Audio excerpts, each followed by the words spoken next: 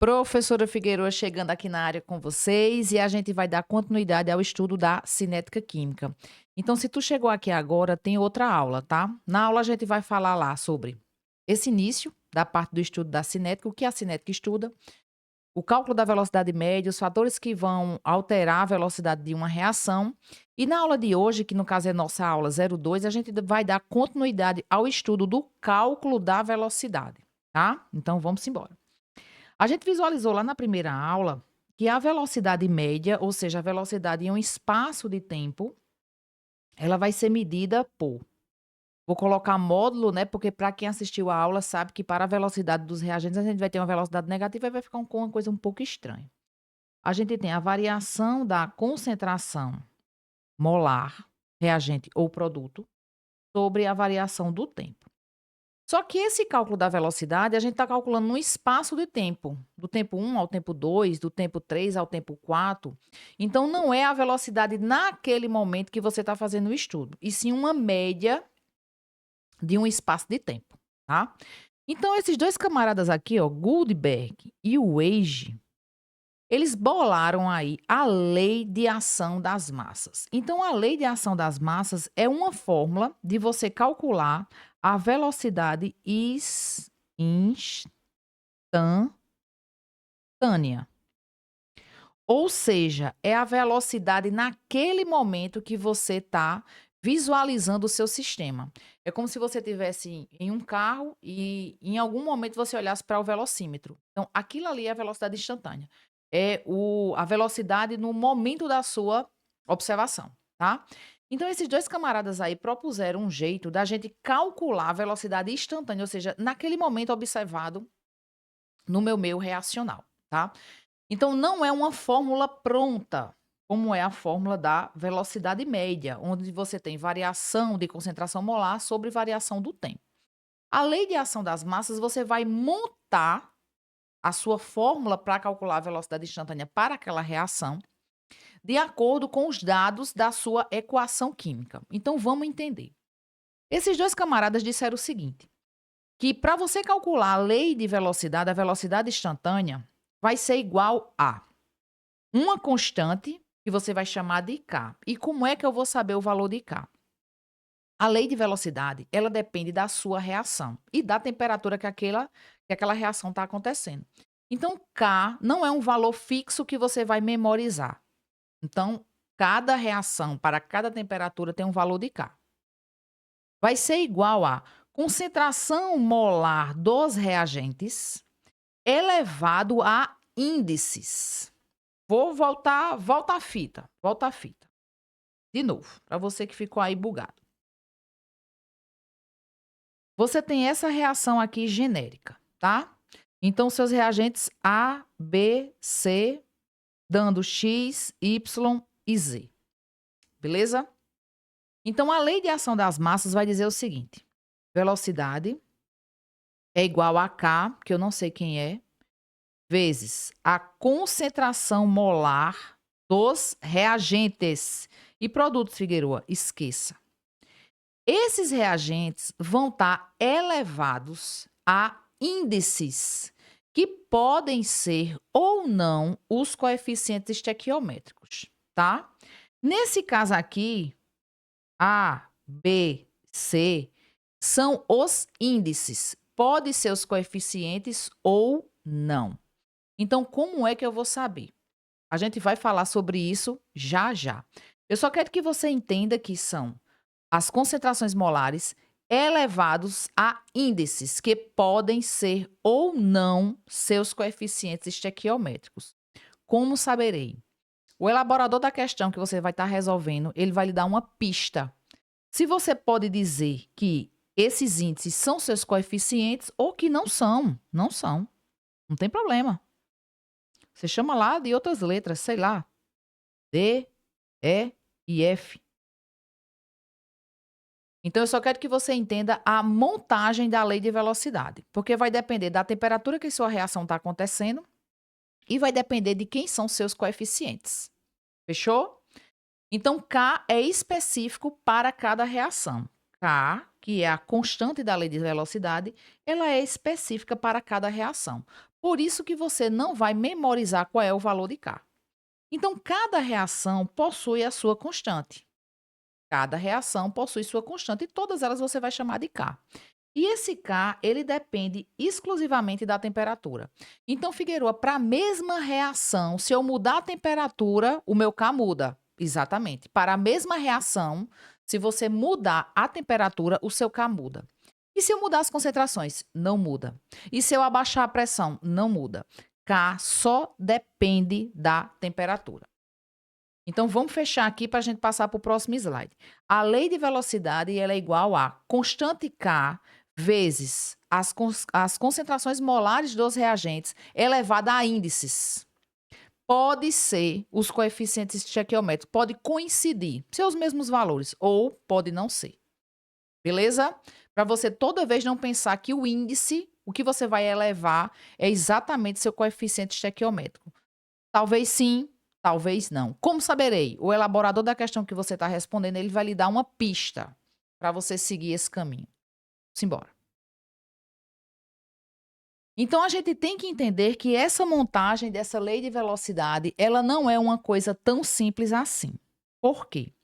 A gente tem que lembrar que para sistemas heterogêneos, ou seja, se eu tiver algum reagente na fase sólida, esse reagente não vai entrar na minha lei de velocidade. Dê uma olhadinha para essa reação aqui. Eu estou com óxido de sódio, que é um reagente sólido, misturado com um reagente gasoso, então você já tem um sistema heterogêneo, dando aqui outro sólido, que é o carbonato de sódio. Se eu fosse montar a lei de velocidade seria K, que eu não sei quem é, vezes o meu reagente, óxido de sódio, elevado a alguém, chamado de A, vezes o outro meu reagente, que é o dióxido de carbono, elevado a alguém, vou chamar de B.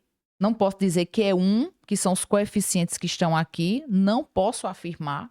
Então, vou chamar de A e de B para eu não cometer esse erro.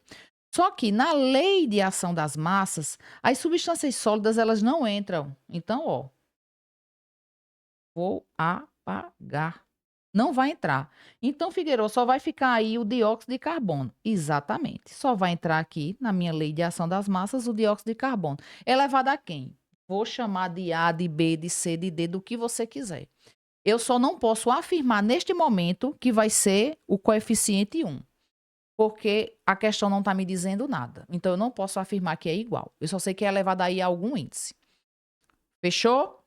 Deu para você entender? Então, por que a gente não coloca o meu reagente sólido? A concentração do reagente sólido ela não vai variar no meio reacional. Porque essa concentração ela está muito ligada à superfície de contato. Então, vai variar a concentração de um sólido dependendo da sua superfície de contato. Então, isso aí já é panos para outras mangas. Então, vamos deixar isso para lá. Reagente sólido não entra na minha lei de velocidade. Coloca o quê? Coloque 1, ou seja, não coloque nada. Ela não vai entrar na sua lei de velocidade. Simbora. E se eu tiver um reagente líquido, também não entra na minha lei de velocidade. Cuidado para você não confundir líquido e gasoso, ou líquido e aquoso, desculpe, são coisas diferentes, são coisas diferentes. Então, se você tem um reagente aquoso, beleza, ele vai entrar na sua lei de velocidade. Se você tem um reagente líquido, ele não entra na sua expressão de lei de velocidade. Ou seja, sólido e líquido não entram na sua lei de velocidade. Não entra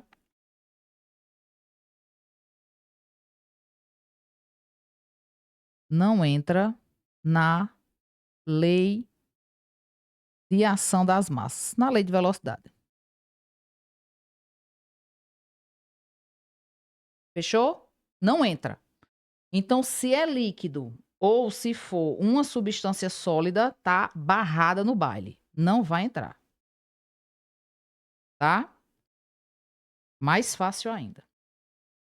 Por isso, como eu já disse a vocês nessa aula só umas 300 vezes hoje, a lei de velocidade ela não é uma fórmula fixa. Ela não é uma fórmula fixa. Ela depende da interpretação da equação que você está lendo, tá? Então entra aquoso e entra gasoso. Líquido e sólido, tchau, não vai entrar. E se os meus reagentes foram todos gasosos? Se foram todos gasosos, em vez de você utilizar na lei de ação das massas as concentrações molares, vamos trocar por pressão parcial. Então a lei de ação das massas vai mudar? Não, não vai mudar. Pressão parcial ou pressões parciais. Então, se todos os seus reagentes forem gasosos, possa ser que a questão não trabalhe com você concentração molar, ela trabalhe com você pressão parcial. Então, a sua montagem da lei de ação das massas é a mesma coisa. Velocidade é igual a 1K, que eu não sei quem é. Ó, aqui não está gasoso e aqui não está gasoso. Pressão parcial de H2 vezes pressão parcial de O2. É elevada a quem? Não sei. É elevada a alguns números aí que eu não posso afirmar que é 2 e que é 1, né? Que está subentendida aqui. Eu só quero que vocês entendam como é que monta a lei de ação das massas. É estranho a gente olhar para uma expressão e ver tanta incógnita, não é isso? Mas a questão que vocês vão trabalhar, ela vai dar margem para você ler e saber. Ah, posso dizer que A é 2, posso colocar aqui, ó, de certeza. Posso colocar aqui de certeza. 2 e aqui 1. A questão, ela vai lhe dar essa informação. Não se preocupe com isso. Eu quero só que você entenda como é que monta a lei de ação das massas. Pode ser expressa em concentração molar ou pode ser expressa em pressão parcial. Tanto faz, a montagem é a mesma, o entendimento é tudo igual. Fechou? Vamos embora. Então, como eu falei para você, ó, vai começar a aparecer aí uma luz no fim do túnel, tá? Eu sei que a pessoa fica um pouco aflito com essa questão de estar tantas incógnitas elevada a A, B, a C, a X, a Y, mas vamos lá. Algumas reações, gente, elas acontecem através de mecanismos, ou seja, a gente tem várias etapas. É porque é muito. Na Globo é assim, né? A reage, A vai colidir com B e vai dar C. É assim na novela da Globo. Mas na vida real, as reações, elas dificilmente acontecem em uma única etapa, que é o que a gente chama de etapa elementar. A gente tem uma série de etapas onde a gente vai ter a formação de vários intermediários para lá no final eu ter realmente o meu produto. Então, na vida real, as reações acontecem em mecanismos, ou seja, em várias etapas. Agora é que lascou mesmo. Aí como é que eu vou montar a lei de velocidade para minha reação, já que ela acontece em várias etapas? Quando você estiver lendo a sua questão, você vai ver essa palavrinha mágica aqui, ó.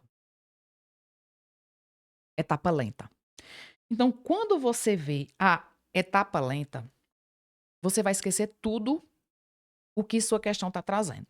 Porque vamos entender o que é que está aqui no slide para você. Esta é a sua reação, tá? Dióxido de nitrogênio reagindo com o monóxido de carbono. Para me dar monóxido de nitrogênio e dióxido de carbono. Essa é a reação da Globo. A reage com B, resultando em C e D. Isso é o que a gente imagina que acontece.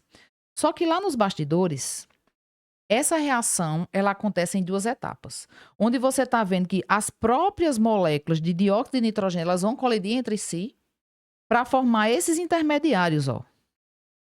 Aí depois, esses intermediários, um deles vai colidir com o meu reagente aqui, ó, para me dar esses dois reagentes aqui, esses dois subprodutos.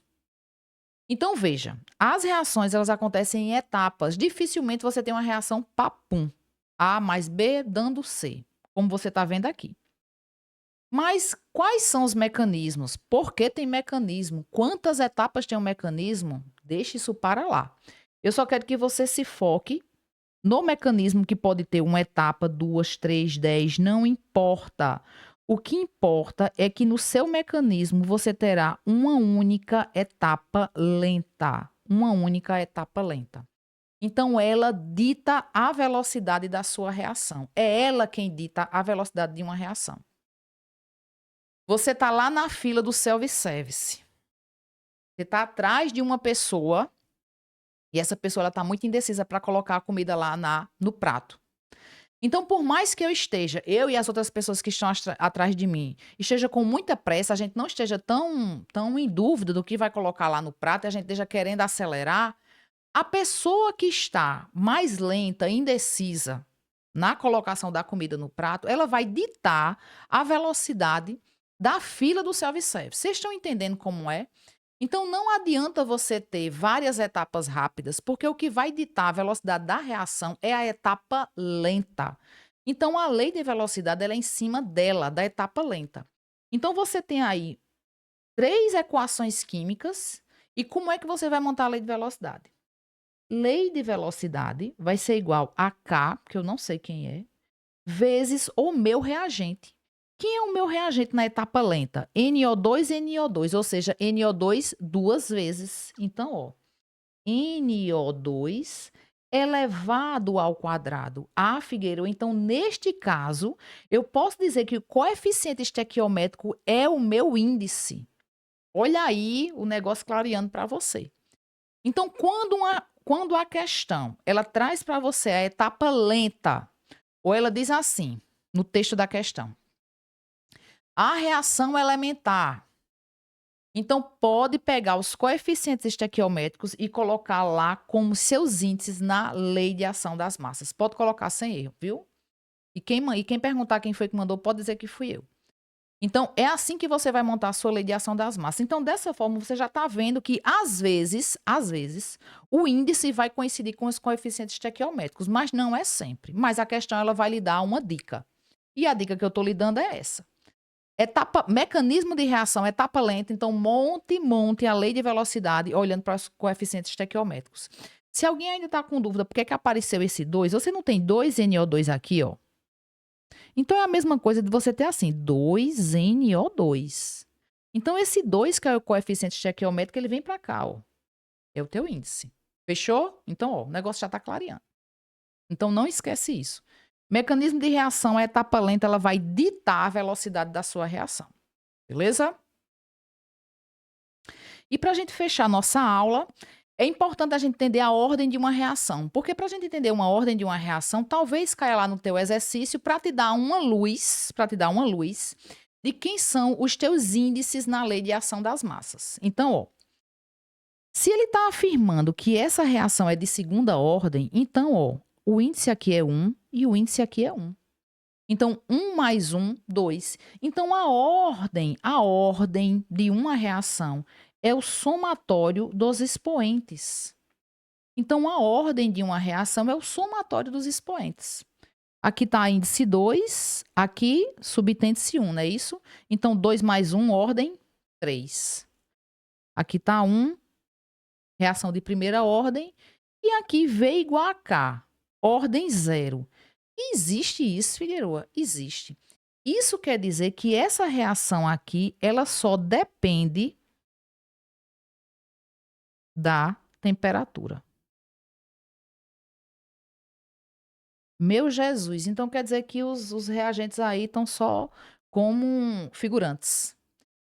Não entre nesse método. Eu só quero que você entenda como é que você sabe a ordem de uma reação. E isso aqui vai lhe dar margem para você saber quem são os expoentes na sua lei de ação das massas, tá? Porque lá no texto da questão, possa ser que esteja dizendo assim, uma reação de segunda ordem, então você já fica ligado que o seu expoente vai ser o quê? Ou 1 mais 1, que é 2, ou um expoente só igual a 2, tá?